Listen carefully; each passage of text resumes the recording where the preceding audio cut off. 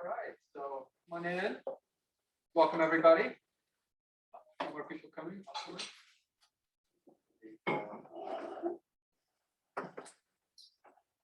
So welcome, everybody. This is our lunch series colloquium, and it's the last one of 2021. I hope you're with us here. If you're not, have lunch. So next time, that's the journey. And so this is part of sort of a series of talks that bring that people are in our community and outside our community was showing us progress in many aspects of urban science. So today we have a talk. I won't anticipate it much, but it's co-sponsored and co-organized and by the Spatial Data Science, and has a lot to do with the sort of the frontier of methods to deal with spatial data. So I'll hand it on to Julie Pyshinsky from Central Spatial Data Science. Thanks so much, Stuart. Welcome, everyone. It's a real treat for me to introduce Stuart and Dylan on work that they just started about a new forever open platform for spatial data analysis. And this is work, as Stuart mentioned, that's done by at the Center for Spatial Data Science, which Luke Halpern directs and I'm the director, and the Healthy Regions and Policy Lab, or HEROP, that Maria Pola directs. And Dylan is the senior software engineer at HEROP. And one of the projects he co-develops there is the US COVID Atlas that you might have seen. His expertise is in graphic design, spatial data visualization, and front-end development. He joined us from MIT's Sensible Cities Lab and got a master's from MIT. Stuart is the research director and senior principal software engineer at HEROP and CSDS. He has a PhD in astrophysics and directed the research division at the mapping company Cordo for many years, and recently headed the data clinic at Two Sigma in New York City. So all of us at CSDS and HEROP have been working on specific spatial data analysis projects for at least 15 years, including spatial infrastructure projects like geoda and pitfalls. And the presentation today is about the next generation of spatial data, of taking spatial infrastructure projects that are based on particular project experience and generalizing them to a new open platform for spatial data analysis that is dedicated to research, public and nonprofit purposes, with the goal of staying forever open. So Stuart just joined last month. Welcome. And I know you and Bill burned a lot of midnight oil to get the platform started in the last few weeks. So I'm looking forward to seeing the latest version of it. Two quick notes on logistics. The talk is being recorded, and feel free to ask questions throughout the presentation, either through the Zoom chat with Heidi and Heidi, or in person. So without further ado, Stuart and Dylan.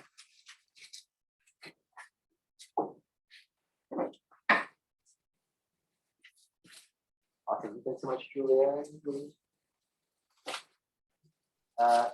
Hi everyone, my name is John Halpern. I mumble on the best of days, so Max doesn't do me any favors, but I will try to keep loudly and clearly for those here and on the internet. So like Julia mentioned, I work primarily with CSDS and HEROP as a software engineer. For background in graphic design, before that, graphic design and then So I'm going to walk through a little bit here and pass it over to Stuart. So we're going to talk about four main things here. Talk about kind of what goes into a geospatial dashboard, walk through different case studies and the things that to think about, what's going to do in interaction, talk about what's out there, kind of where opportunities for growth, and then talk a little about what Stuart has worked on, I've been contributing to, and then give a demo of what nuts and bolts this actually looks like. So here's the team. We've already gotten a lot of introduction very kindly, so I'll go ahead and skip forward. So let's talk about what makes a geospatial dashboard and what makes it good and keep it good. So a lot of what I've been working on recently is the US COVID Atlas. And so this is a really kind of complex in-browser geospatial data dashboard. I was trying to take specifically temporal geospatial data, make that explorable, extractable, and really flexible and really analyze what that data is. There's a lot of custom development that's gone into it, particularly in-browser data model that's all custom, and then using library deck.gl for the mapping and geoda for the statistics. So I want to talk through one case study of one thing that we did with the atlas, which is doing in-browser hotspot. We set a local indicator of spatial auto correlation. So at its core, it's really simple. What we wanted is the ability to do a hotspot analysis in the browser to be able to really statistically, summarize what's going on with that data and prove where the hotspots in the so this could be pre-processed and then it's loaded as static data. And when you get customization in terms of date ranges, and especially being able to choose their own date ranges, getting at tens of thousands, hundreds of thousands of iterations. And so it becomes impactful very quickly to pre-process all that data. So the quote unquote backend development field is where developing a WebAssembly version of Geospatial. And I'll talk a little bit about WebAssembly later. Basically, this is a target for other native languages like C or Go or Rust to be able to compile in a way that can run in the browser or on other JavaScript environments. So this basically makes it a really good borrower of existing or other script by language environments to be able to use kind of in a centralized way. In terms of the data management, because especially the temporal data became so large, they had to do it in browser. So we couldn't simply have one file. We have two separate ones that then brought in the data together.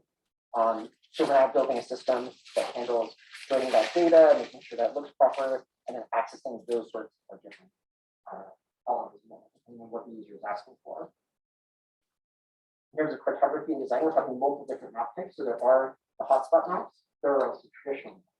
So we built out this cartography system that have multiple color modes, different variables, for something continuous versus something that's a categorical variable, and then also so you can do a hotspot analysis on vaccination rates, which would show the areas with the highest vaccination rate as red, which maybe makes you think that's bad, but it's actually good. There's no place where most people are vaccinated. So there's a lot of design and communication that goes into something. Lastly, for the user experience, while we were able to get it all connected, if you have it all running on a single thread, which is kind of the default for a web application, you're going to have a delay each time you do compilation.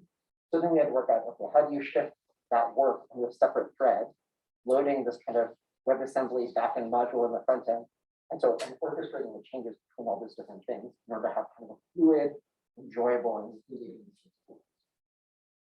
So after all of these kind of challenges, here's what you're faced with. So in terms of the design and engagement, you have to think about what are the stakeholders really asking for. So the data, you have to think about where do you store that data, how do you update it, and what are the pipelines, is there data security, you have to worry about access and so on.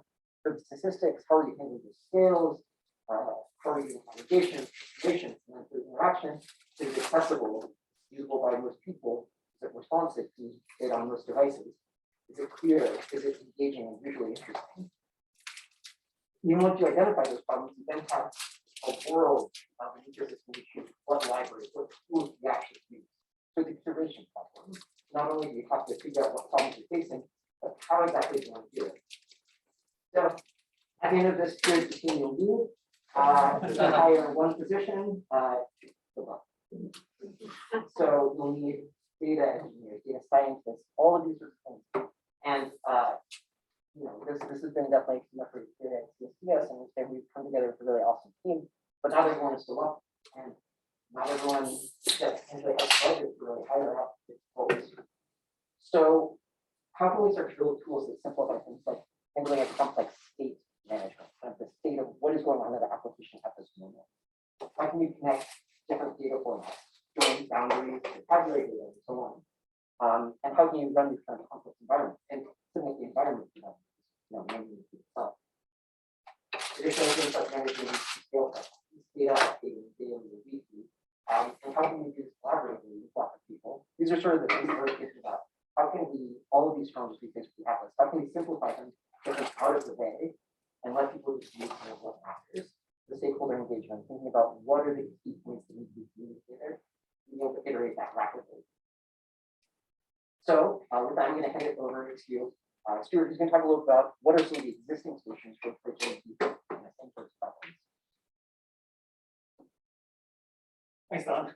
Again, similar like caveat here. If I'm talking to loud or too muffled or too fast or whatever, just let me know because the task is no problem. But it's lovely to be here. It's been great to start at the center, and we're really excited to go out this really good work. So yeah, as Dylan was saying, we have this huge problem space where really we want people like researchers, nonprofits, to do the things that they're good at. We want them to like do research and think about the complexities of data and caveats in the world and social problems and systems and all that good stuff, and not to worry about all this stuff when they want to get the results. So really what we're trying to do is move to the place where that. And we're not the first people to try and attempt this. Obviously this is a problem that exists in a lot of different domains, including the kind of business world and like corporate world, like something else you want to be able to do there. And so we thought we'd start by going through like the existing solutions and why they kind of, we think they fall short a little bit before we introduce them. So as Dylan was saying, there's a huge landscape of these things out there. They fall along lots of different categories, from full-blown platforms where everything's trying to be done in one place, to individual tools, which do like a small part of the problem, and you need to learn that tool to go to other things, to things that are like sadly gone from this world, like fusion tables, which is a great solution for a long time ago, like maps. And so it's kind of a really hard place to navigate. What we're trying to do is not increase that clutter, but really kind of like try and write a simple solution that's sustainable longer term. And so there's about 3 different categories of these kind of tools that exist just now. The first are kind of more aimed at researchers and developers or data scientists, where they're kind of trying to like plug into or kind of like latch onto the existing data science tools. These are things like RShiny or Bouquet, where you do your analysis in a notebook and then you go on this thing at the end, give you a few charts, give you graphs that you can manage quite some collaborators. A couple of advantages of this are it's very easy to go from an analysis to having something shared very, very quickly. It's maybe a couple of lines of extra code. It's already a language you're familiar with. Back it on the end there.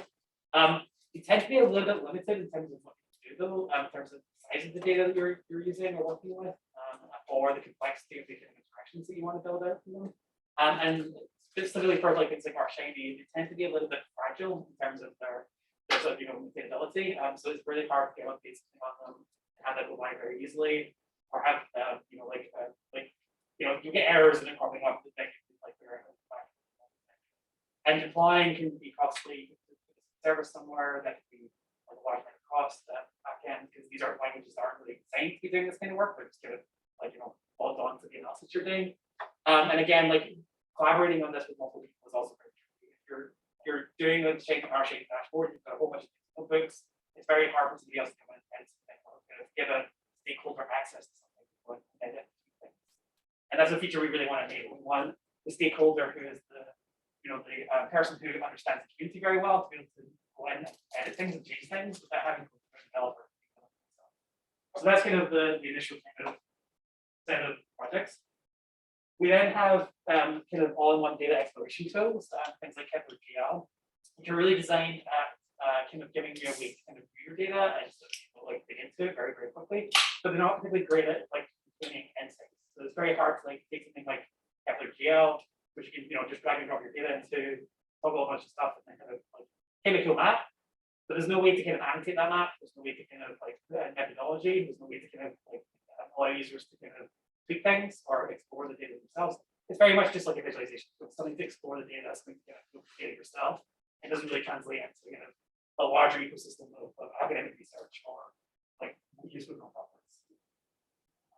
And then we come to probably what's the closest to solving this are kind of commercial platforms. So as I said before, this is a problem that exists in the commercial space as well. Companies want to very quickly create dashboards and get insights like their data around spatial stuff. And there's a bunch of companies that are starting to do this. Obviously, as we are famous, is Pages, creates this whole ecosystem. Cardo, where I worked for a long time, also does this, and Tableau is a good example of this. Geospatial, not one of the data sets. And these can be really good. They often provide a very excellent user experience, really polished. They are approachable by a broad audience. They tend to try and make these tools easy to use and consume, so you don't have technical knowledge to use them. But they can be expensive. Like the expense of using these can ramp up pretty quickly. They're targeted again at like organizations that have money to burn. Like they're targeted at other startups or large companies that just throw money at these things. So So the pricing there can sometimes be issues. Some of these platforms have free tiers for educators or for academics or nonprofits, but that's not universal, and those tend to be a little bit of a moving target and some things. You need to keep re-upping them. So once you've built your thing, you can't just kind of export it and use it somewhere else. You have to keep paying the license fee over and over again for everyone who wants that application running. And the features that you're using, because it's a platform that's going by somebody else, like maintained by somebody else, and is really focused on making money off of organizations, might kind of shift their focus and get features that you're using that needs that might not be in line with kind of what we want to do, but it's more in line with their commercial partners and commercial. And then finally, there's issues around data privacy and ownership. Because you're uploading your data to somebody else's server, you need to be trusting them to host that data well, to keep it safe and secure. So, for example, I know that lots of these companies have trouble with HIPAA data because it's not a secure server there. But also just as good custodians of our community's data and people we work with, really we want to keep that as like what as we can. Oh, this is gonna borrow. Sorry, I'll try and say it wasn't the computer. Thanks for that, regarded. And so this can be a huge problem, and we saw this recently, and somebody like tweeted at me recently about this tweet. So somebody involved with Cardo for the first time in a while, and because they've done an update to the dashboard, they were confused about where things had gone. This just came about a surprise and shock, and it was just before they were starting teaching, and so all of a sudden they were having to figure out how to use this new setup just before teaching started. So again, there's like a kind of lack of control over the core platform that you're relying on that is in the hands of somebody else.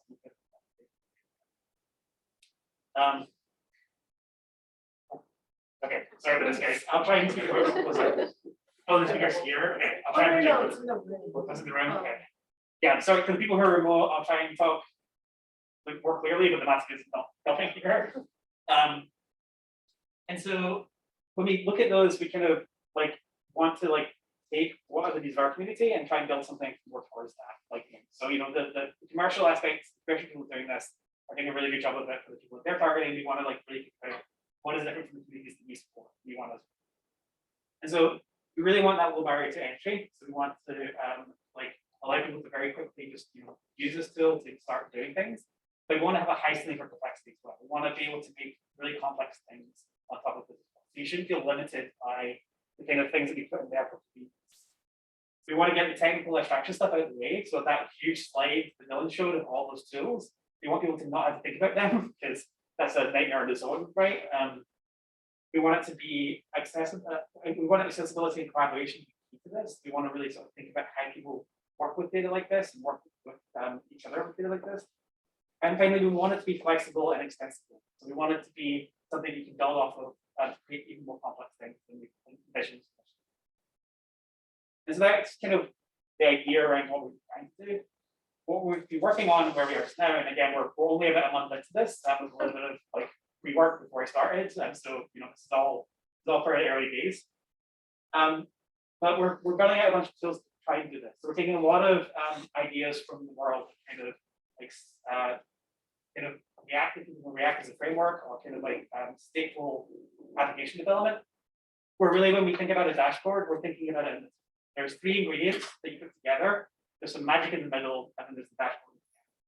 So the ingredients that you provide are the data. So like the raw ingredients, like so the information that you want to visualize, the thing that you actually care about, turning it into some kind of visualization. Some kind of specification, which tells you how to turn that data into the things you see on the screen. And then finally a state, which is like what has the user done already and the application to kind of get to the point where they understand.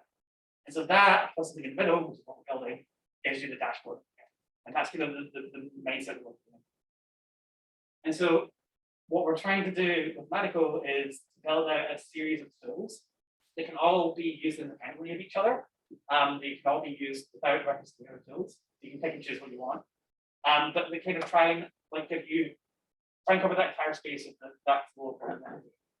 So there's Matico Editor, which we're going to demo later on, so I'm not going to that too much tonight. Matico Server, which is a server for you to store your data in, which allows you easy ways to allow multiple stakeholders to access and edit that data. That allows you to provide APIs to that data really easily, allows you to update it, version it, all that stuff, and share it. So that's kind of like your data storage. Matico components are a series of abstracted components around that large kind of slide that Dylan showed of different technologies that kind of simplify and specify here's how a scatter plot should work, here's how a chart should work, here's how a map should work. And using those to kind of like take away some of that complexity from that like huge range of different libraries and tools.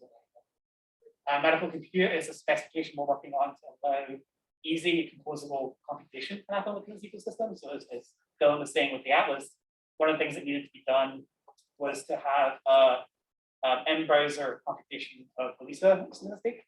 We want a spec and a system to allow people to basically bundle up that kind of statistic and deliver it to somebody else in a way that they can be trusted to run it without any kind of worry, and that can be portable to be running in the browser or on a server or in a Python notebook or anything else. So we'll talk about it a little more as well. And then we're building out a bunch of utility functions as well around this ecosystem, including one called geoda, which Dylan built, which is great, which allows you to just drop in a CSV onto a website and have that CSV detect what kind of administrative boundaries are in that CSV, from like census tracts to counties, whatever, and automatically give you a GeoJSON file back again with those things together. So like really removing that barrier to entry, like removing the barrier to entry of using geospatial stuff out there. And so going through those in a little bit more detail, just some motivating quotes and then like why we're trying to get for this. So with this, the Matico server and the data storage part of this, where your data is coming from and where it lives, I think we all have this tendency to try and find a free lunch when it comes to data storing, right? Like we want to store data somewhere that we're not going to have to think about it. It's going to be free, it's going to be cheap, and it's going to be there for all time. Eventually, somebody needs to host the data somewhere, and there's a lot of good reasons why I think that should be the people who are running and organizing the project. So again, getting to this idea that you don't want to be sending your data to a third-party server, a third-party company. You want to be running something yourself that puts that data secure and safe and allow you to kind of keep a wall around it and permission it to different. And so what we'll be building is something called Matico Server, as I mentioned before, and it looks kind of like this in the right just now currently. It allows you to basically very quickly spin up a computer with the server on it, have that server connect to existing data stores like Postgres, PostGIS, MongoDB, cloud services like Amazon Redshift. Some of those are better safe than others. And it provides a kind of API then around the data that's in those systems to allow you to update them. Again, the API is abstracted in such a way that like you can access the data, update it, etc., regardless of where it lives. And then it also provides things like a tile server, so you can visualize that data really easily and export functionality. This is something which has a good permission model, so that like if you wanted to, you can imagine giving like a collaborator access to a data set to update themselves rather than through you, and can allow them multiple to collaborate and work the project together. That's kind of Matico Server, what we're planning on with that. As I said before, the idea is to have this kind of abstraction over different data stores to make this very, very easily. And then the idea would be that everybody hosts their own version. So you can imagine an institution hosting their own version of this, an individual hosting their own version of this. We're trying to make this as easy to deploy as possible. So just like one click, and then it's live somewhere, and then allow you to configure it through a web interface. And the idea is once you've got a few of these together, we want to use federated technologies. There's a whole bunch of these that are out there now to kind of allow easy communication between the servers. So if we're running a server here at the University of Chicago with some amazing COVID data, somebody else wants to use that, that should be easily discoverable and then easily brought over. And that should be true not just of data, but compute, like so like little bundles of like an algorithm can be easily sent to them as well, and styles and visualizations. So around that, as I mentioned before, we want to have these tools and these utilities to make working with the geospatial data itself easier. So as we were mentioned before, people like yourself should need to know what a GeoJSON file is to map data and measure boundaries. Like you should be okay with this CSV and an ID column. Tools like GeoJ are kind of our initial stab at that. So being able to like create an API where you can easily identify what's in a file and update it with geospatial data, allow that to live as part of Matico Server, as part of its own tool to like make it easier for researchers. So we're going to be building tools like that as well. Moving on to the application building side of things, that's the data part of this. This is kind of the specification of the data part of it. We shouldn't need a developer to update the about page, right? So I don't know how many people have encountered this in projects that you've worked on, right? Where you just want to update the text on the about page to add in a new collaborator or a new funding source, and you have to go find Dylan or myself, and then you have to go into the code and make another version live. That should be not what you have to do to update the website. And that should also be true for things like styling or colors or like little things like that. And so really what we want to do is empower people to be able to build these things without having to developers, and only bring developers in when you want to do something more special, more interesting. And so to do that, we'd be building out these building blocks, which we're calling Matico components. These are kind of, as mentioned before, kind of abstractions over common like user interface elements. So for example, maps or scatter plots or histograms, etc. And they'll come with the same defaults. So in this case, for example, we have a Matico map component, which would be using deck.gl, which is the sort of reference implementation that we have for this just now. But it should be then easy to swap that out for players or leaflet or whatever technology you think is interesting to build the map.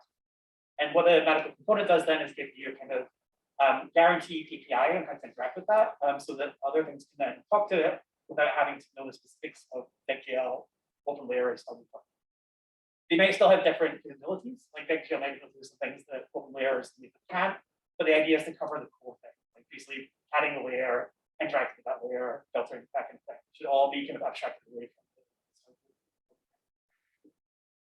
how we compose those components together is through the Matico Spec. This is a formal specification for how to like then compose these things together and give the arguments we need. So it may be a little bit hard to see in the picture here. This is a specification for a histogram component, where we're describing the number of bins it has, its width and height of the screen, the data that is being used in that histogram, and then also kind of things like filters. So like how should we filter the data before this or out of the histogram? And this thing plus the abstract component that generates a histogram on the screen. This is the other specs. This is how we actually build things using these components. And then finally, you probably don't want to do that either. You don't want to be writing that by hand. So we're building out this user interface to basically generate that specification for you by clicking and dragging and interacting with tools on the interface. And we'll give a demo of this at the end. The idea with this is you should be able to do really complex things with like zero code. Like that's the goal. Maybe you may not get 100% there, but that's the goal. You won't get as close to that as possible. We want to like complex interactions to take place with it. We want this to be easily editable by anybody, so you don't develop with data. And then we want that to be like spec and state to be shareable, so that we can begin to do things like enable collaborative editing of a dashboard or collaborative exploration of a dashboard. So once the specification is fixed, we still have what users are doing on it, like what they clicked on, what filters have they applied. That should be something we can send across the wire to somebody else's computer and have update and sync with each other. So if you're working with a collaborator and you want to explore a data set, you can do that really easily. That's something we're hoping to enable with this. And then finally, on the side of computation, so everything we talked about before is really kind of limited to taking existing data sets and making dashboards from them. We also want to do computation on those data sets. And so we really want to be able to build these in such a way that they're shareable, repeatable, and portable. So I should be able to write an analysis that does some machine learning or some statistics, maybe implements a model. I should be able to send that to Dylan. Dylan should be able to run it without having to worry about me putting malicious code in there that will run Bitcoin miner, whatever, right? Like, or like access this data that we're not meant to see. So we need an easy, shareable way of doing that. This is probably the most speculative part of what we're building now. We're building this and betting really heavily on the web components. So the web assembly system that Dylan was talking about before. There's a lot of good movement towards that within the space just now. There's a lot of people investing very highly in it. But basically what it gives us is a way to take Rust code, Go code, C code, potentially in the future Python code, compile that down to something which is very sandboxed. It doesn't have access to anything it doesn't want to have access to.